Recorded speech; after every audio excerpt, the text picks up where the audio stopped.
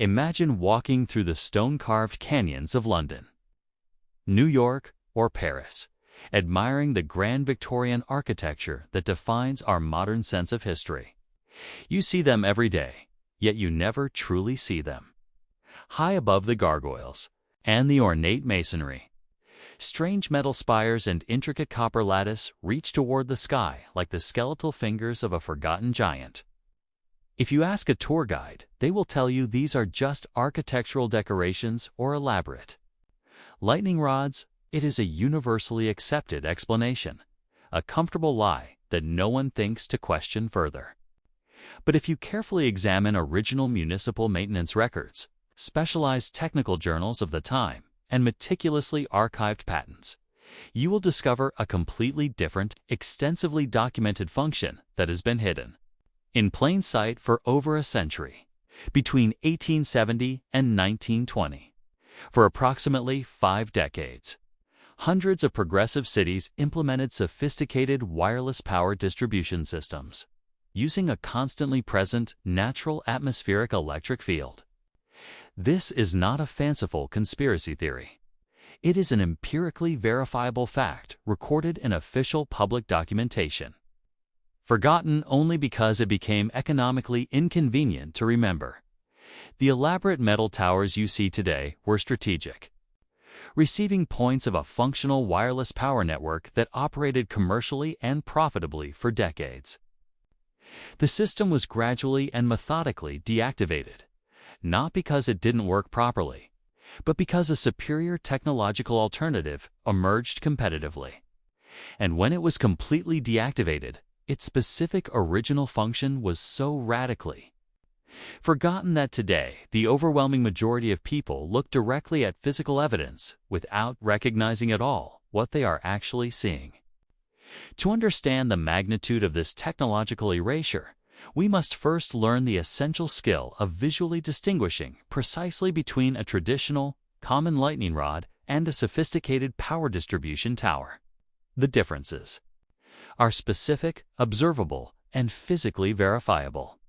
A typical conventional lightning rod installed after Benjamin Franklin's discovery is a simple vertical metal rod ending in a sharp conical point, connected by a single thick conductor to deep grounding in the soil. Its singular purpose is to provide a path of least electrical resistance for a dangerous atmospheric discharge.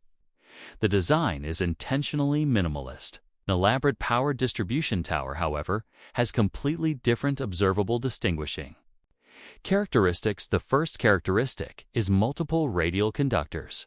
Instead of a single vertical rod, you see a geometric configuration of 4 to 12 metal rods radiating from a central point like symmetrical spokes of a cartwheel. The second characteristic is the presence of abundant ceramic insulators. Distribution. Towers have glossy white or earth-toned brown ceramic insulators clearly visible at structural mounting points. A conventional lightning rod does not need ceramic insulators because it specifically wants current to flow directly to ground. Third is the horizontal orientation of some metallic elements. Lightning rods are strictly vertical, but distribution. Towers have significant horizontal components creating a hemispherical dome shape or an inverted umbrella. The fourth characteristic is disproportionately large size. A lightning rod for a 4-story building might be 3 meters high, but distribution towers on similar buildings often possess 10 to 15 meters of elaborate metallic structure. Fifth is the visible connections to the building interior. If you can access the roof or attic structure, the distribution tower has multiple thick conductors descending to the interior, connecting to technical equipment. Finally, these towers appear in multiple strategic groupings along the roof, creating a reception network rather than a solitary installation. Let's leave abstract theory aside and examine verifiable concrete examples with precise specific addresses. The historic Belmont Hotel in Massachusetts, built in 1891, still has its complete roof-mounted power reception structure preserved. 5 strategically spaced metal towers run the length of the building, each with a geometric radial Configuration of 8 copper conductors with glossy white ceramic insulators visible on the structural mounts. Original construction records archived in the city's public library explicitly specify atmospheric collection system installation in the original detailed budget. The physical structure is still intact today. You can personally drive to Belmont, locate the hotel at 45 Main Street, and take detailed photographs from the public street.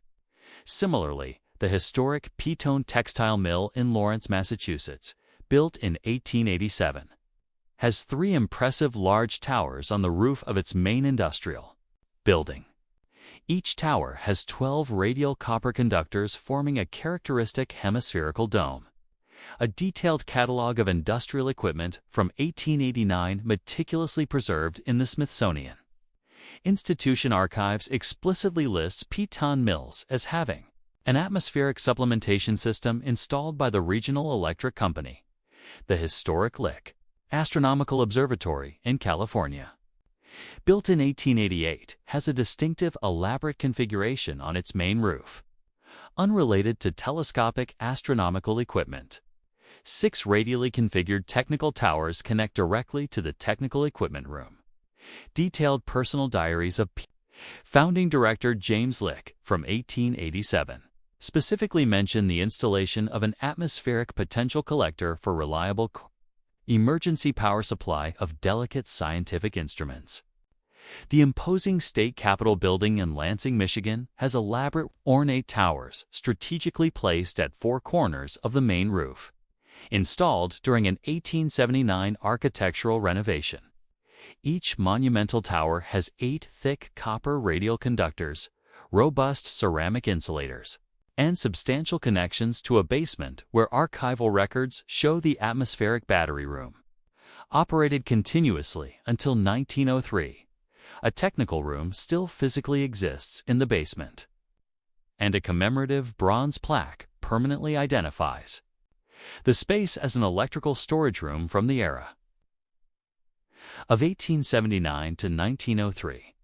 These examples are not unique. They are typical representatives of a much broader pattern that existed across the Western world. Physical architectural evidence is visually compelling, but archival documentary evidence is definitively conclusive. Official municipal records from the period explicitly mention these systems in detail. Official minutes of the Boston City Council from March 1885 include formal approval for the New England Telephone Company to install specialized atmospheric potential distribution poles along Tremont Street. Philadelphia's official building code, revised in 1888, includes an entire detailed section on regulations for the installation of atmospheric collection systems in urban commercial buildings, specifying minimum tower height, regulated distance from insulators, and minimum battery storage capacity.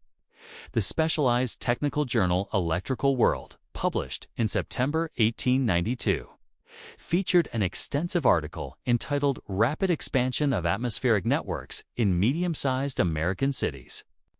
The article specifically lists 47 American cities with verified operational systems, ranging from Hartford, Connecticut, to Chicago, Illinois.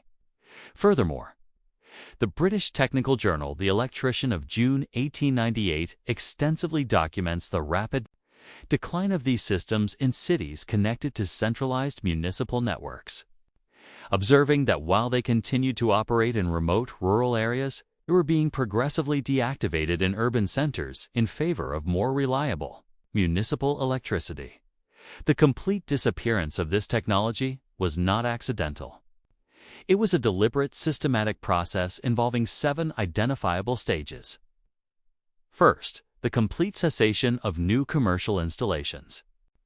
Patent records show the last significant patent for atmospheric gathering equipment was granted in 1907. Second, the methodical decommissioning of existing operational systems as connection to the municipal grid became economically available. Third, the selective physical removal of components. Rooftop metal towers were expensive to remove and were often left in place, while interior equipment like lead-acid batteries and copper wiring had substantial salvage value and were sold as scrap. Fourth, a deliberate functional reclassification took place. In official records from the 1920s, buildings that previously listed atmospheric collection systems began to list them as Victorian roof ornaments. Fifth, the systematic omission from educational curricula meant that the generation of engineers trained after 1920 never learned that the technology existed.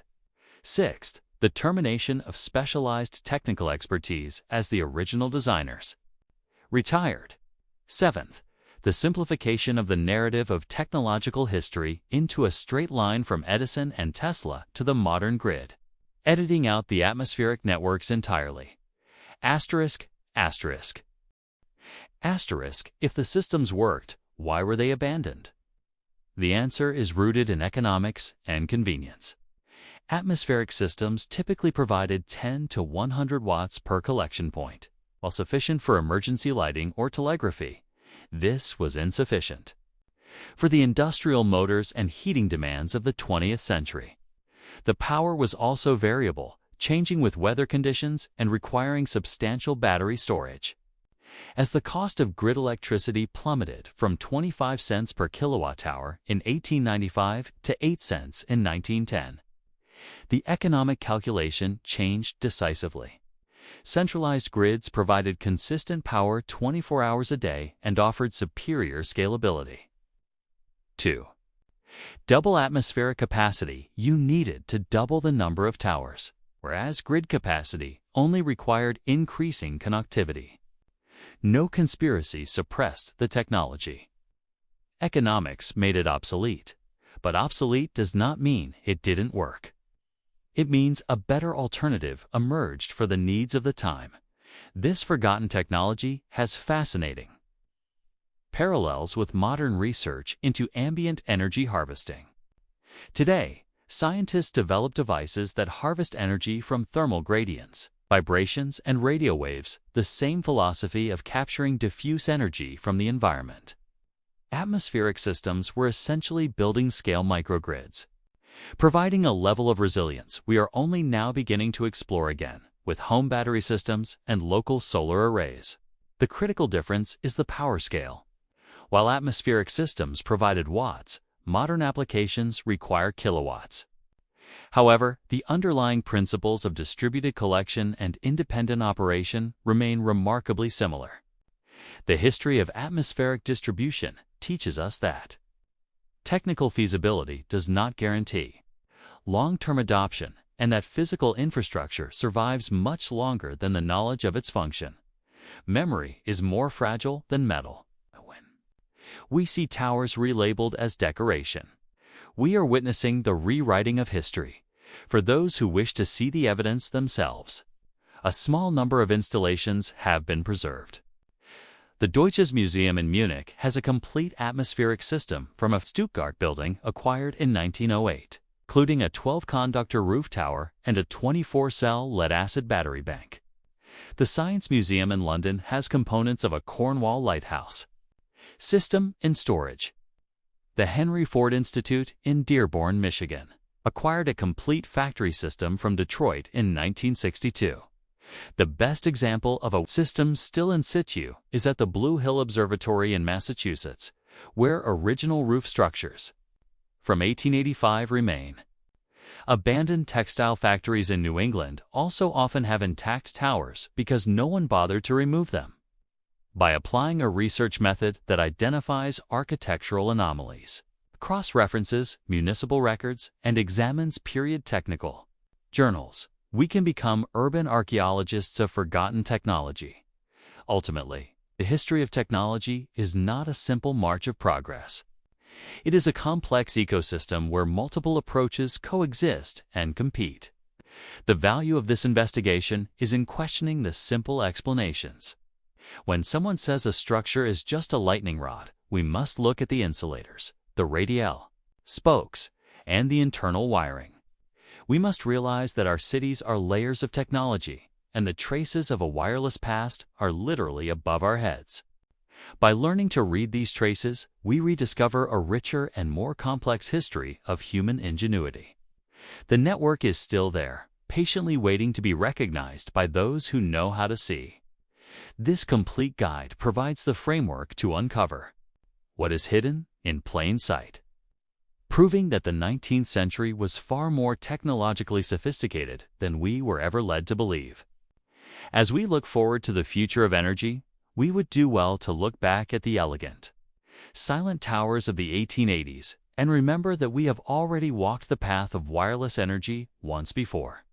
In the quiet corners of our oldest cities, the ghosts of this atmospheric grid still linger. They are found in the copper oxidization of a forgotten finial and the ceramic glaze of an insulator that hasn't seen current in a century.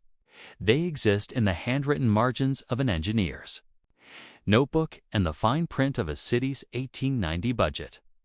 To ignore them is to ignore a vital chapter of our industrial evolution. To study them is to realize that our ancestors were harvesting the very sky above them, turning the electric potential of the atmosphere into light and communication. The truth is not buried, it is elevated. It is perched upon the rooftops of our heritage, a silent testament to a world that was, for a brief and brilliant period, powered by the air itself. Let this be the start of your own investigation. Look up, look closer, and never accept decoration as a sufficient answer again. History is watching from above, and it is time we finally looked back.